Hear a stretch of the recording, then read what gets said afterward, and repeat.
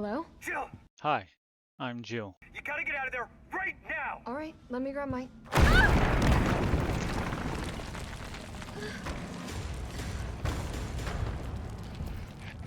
And that would be my crazy ex.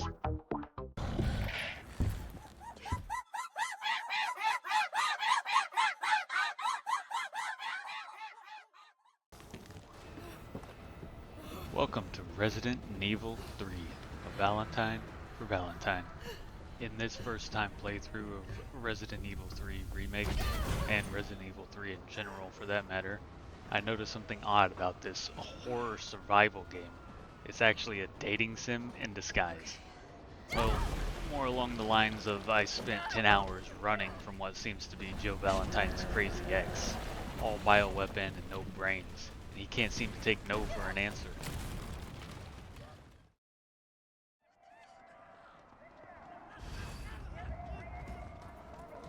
Get out of town. We're here!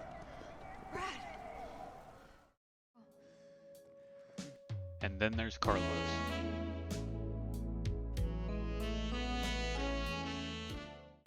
Look at that. Look at that curly hair. Tall, dark, and handsome. Think Leon can compete with that? The nice guy who thinks we're in a rom-com while the whole city is literally melting. Okay, I get it. And don't get me wrong, Let's go. that bronze skin and those beautiful locks are distracting enough, am I right?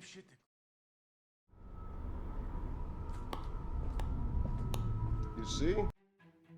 And let's not forget the crazy foreigner, Nikolai, who seems to be scheming something behind this love triangle in disguise. You're learning. First of all, full disclosure, I have only recently got into the Resident Evil games. I never touched the original, so I have no concept of Resident Evil 3 Nemesis to compare this one to. That being said, I would like to give my unwanted opinion on this game anyway.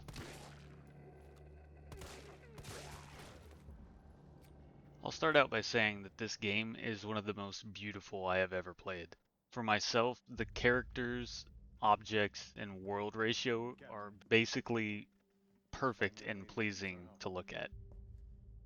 It's a weird thing for me, but I love the few games that can pull off that level of perspective, detail, and consistency across the game. And where this game really stands out for me a lot are the facial details and the facial expressions and animation. It's really hard to get over that, and it's a huge improvement over Resident Evil 2's facial animations, which were also fantastic in my opinion. The city without raccoons doesn't fall short either. There are places specifically tied between 2 and 3 that can be compared, and while it only makes sense to see improvements from the next installment, the callbacks between the two games are incredible. You have the police station, the gun shop, and even the parking garage entrance, for example.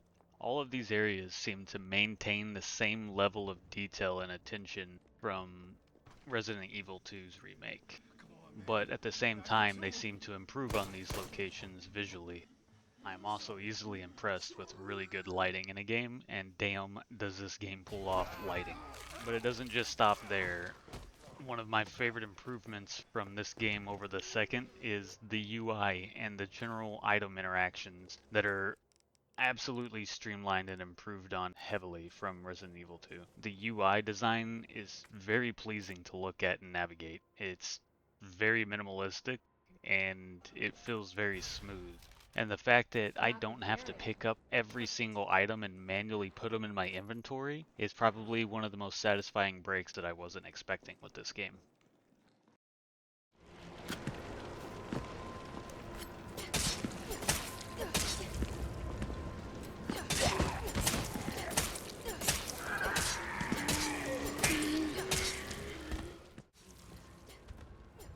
Resident Evil 3, the useless fucking knife. Now, every game has its ups and downs, and let me tell you, this game definitely has one of the most, absolutely, without a doubt, worst parts. And I'm of course talking about the plastic silverware, Nerf grade material, self-collapsing toy plaything they call a damn knife. It's more like a goddamn can opener that only works on wooden boxes. I actually think that this knife killed more zombies than it hurt them. I could actually probably do more damage with a plastic spork than I could ever do with this knife. Please understand, I'm not a new game plus kind of guy, so having this stupid back scratcher on this playthrough was like running a relay race with a broken leg and crutches. And I know about the hot knife, and I plan on never running through this game again to get it. Even though I cannot cut through a paper plate with this knife, it doesn't stop me from loving this game's visuals or the franchise's lore in general. I gotta fight this thing?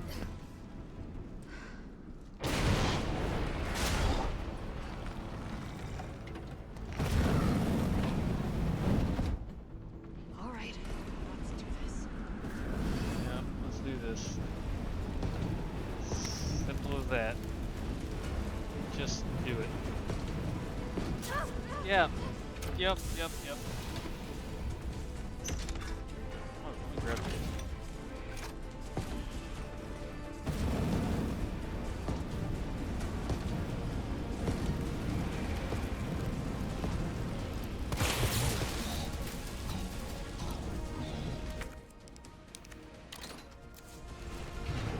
Maybe I can hit the fuel tank.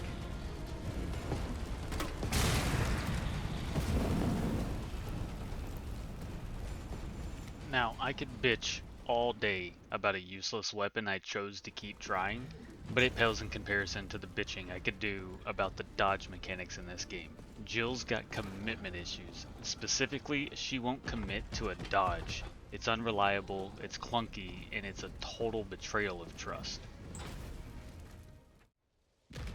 I have a vision impairment, and I could see Nemesis coming 1,000 feet away with my eyes closed, and still this game dodges me into his path.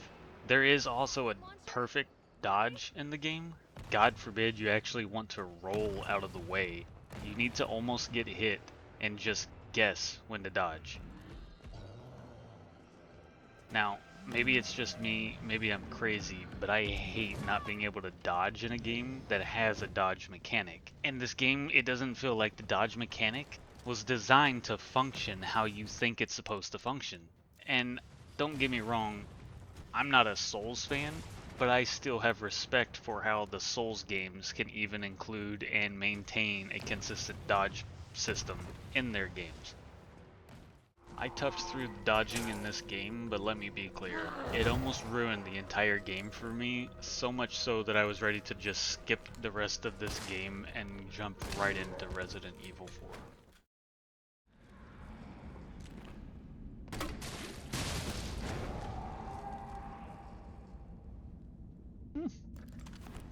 Seemed pretty effective to me.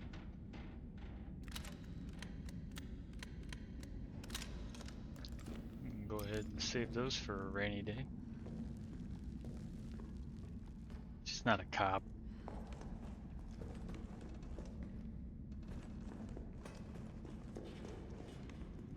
There's no excessive use of force. Martial law has taken place. That's excessive use of force. One thing that the Resident Evil games seem to do to me is throw me into boss fights without instructions, and for someone as dense as I am, it's a nightmare. Insert the boss fight of the city square. I don't understand the fucking dodge. Nemesis is literally climbing the walls for my attention, and I'm just standing there dense as hell for most of the fight. The lack of handholding here is fascinating, but when you're as dense as I am, it just feels like the game is laughing at my funeral.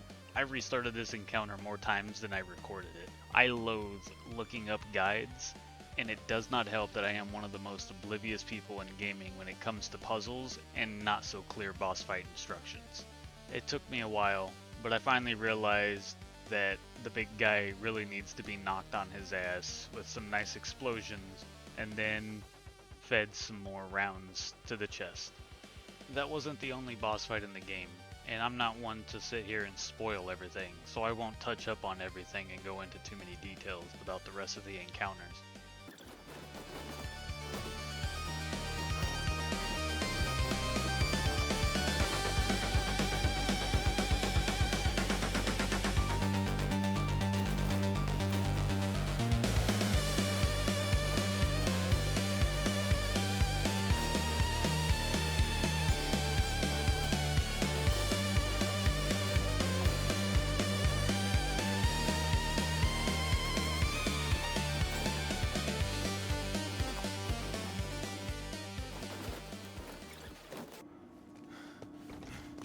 I want to talk about one of my absolute favorite parts of this game, and it was the hospital, playing as Carlos.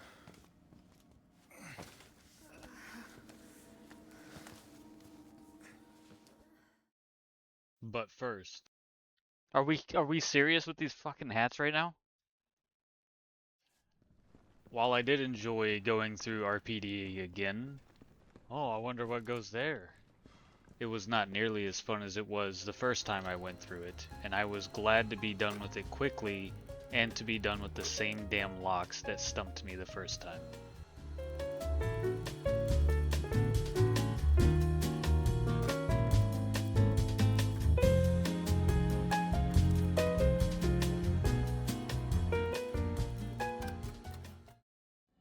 But then I get to the hospital, and I am pleasantly surprised with the aesthetic and the feel of the hospital altogether. Yeah, that teddy bear is creepy as hell.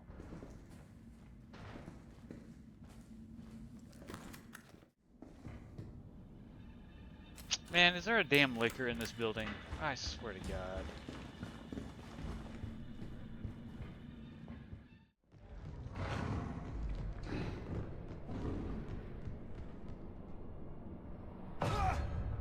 Not to mention the unique monsters they had in the hospital.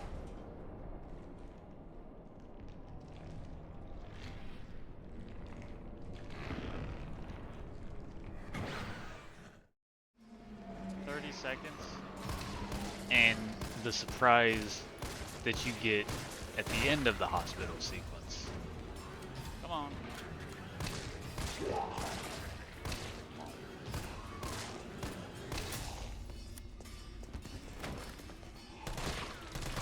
You just have to survive, and it's fun. Oh my God, you did that. Why do we always end up in an underground lab? Oh my God!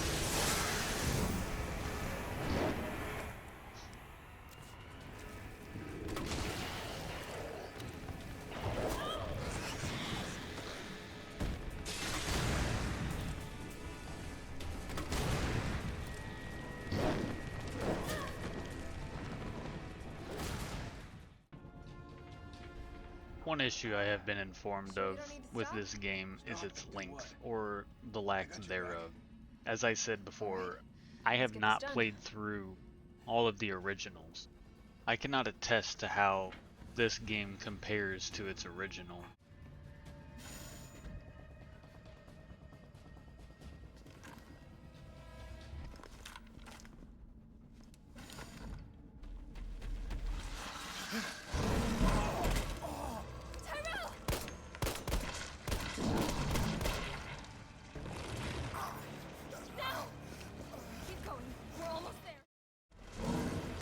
But I can say that I beat this game in 10 hours.